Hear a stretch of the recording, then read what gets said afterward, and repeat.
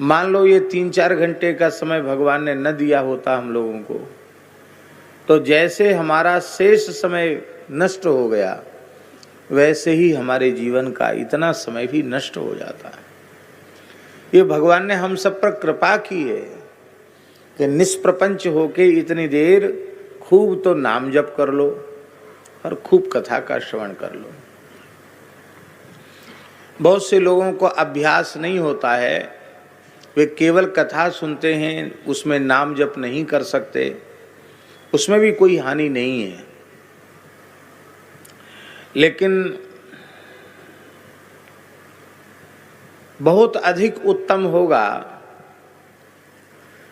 कि 3 घंटे 4 घंटे जितनी देर सत्संग है, उतनी देर नाम स्मरण भी भीतर से चलता रहे और हम श्रवण भी करते रहें, तो उसमें चित्त की एकाग्रता अधिक होती है। क्योंकि नाम जप में भी ध्यान रखना है और कथा में भी पूरा ध्यान रखना है, तो सोओगे नहीं, इधर उधर दिमाग नहीं जाएगा। इसलिए नाम जप करते हुए कथा का श्रवण करना है, ये बहुत उत्तम पक्ष है। कथा सुनने में ही नाम जप नहीं करना है। उठते बैठते सोते खाते पीते जगते चलते फिरते सब समय नाम की स्मृति बनी रहनी चाहिए। वाहन चला रहे हैं तो राम राम भीतर से हो रहा है, वाहन में केवल बैठे हैं तो भगवान नाम हो रहा है, स्नान घर में घुसे स्नान के लिए जिह्वा से आप भले ही न ले सकें, पर मन से हर क्षण नाम स्मरण किया जा सकता है।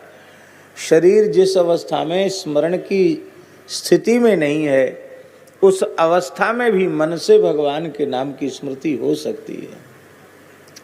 हर समय भगवान के नाम की स्मृति। माताएं रसोई बनाते समय नाम का स्मरण करें।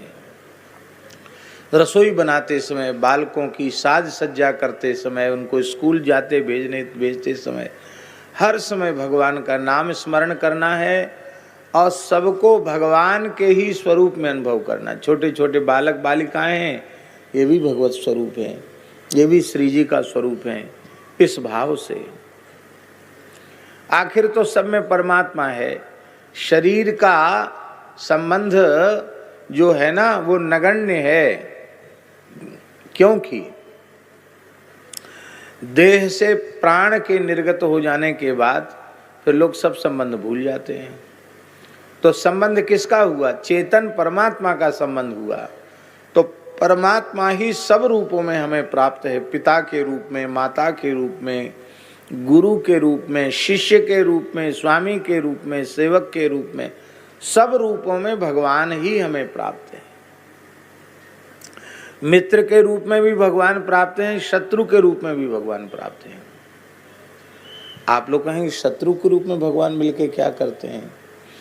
वे हमें सावधान रहना सिखाते हैं, वे हमें संसार की असारता और दुख रूपता का ज्ञान कराते हैं। इस तरह से जहाँ कहीं दृष्टि जाए, जिससे भी हमारा व्यवहार होता है, उनमें देह भाव को अपने ध्यान में न रखकर आत्म भाव से ही उनका अनुभव किया जाए। और इस प्रकार का अनुभव करने के बाद फिर संसार का व्यवहार नहीं रह जाएगा, फिर श्वास श्वास भगवान के लिए समर्पित हो जाएगा। बहुत सरल साधन है। ये सब होगा तब जब अहर्निश श्रद्धा पूर्वक नाम जप करोगे, कथा श्रवण करोगे, तो ही ऐसी भावना आपके भीतर से विकसित होगी। जो व्यक्ति भोजन बनाता है ना, उसके पैतृक संस्कार, उसके अंतःकरण की वृत्ति, उसके निजी जीवन के आचरण, वे अन्न को प्रभावित करते हैं। आप अत्यंत पवित्र एकदम असंग रह के देख लीजिए, हम किसी का भी स्पर्श नहीं करेंगे और अपने हाथ से ही बड़ी पवित्रता से बनाकर भोग लगाकर पाएंगे, किसी दूसरे का स्पर्श किया हुआ नहीं पाएंगे।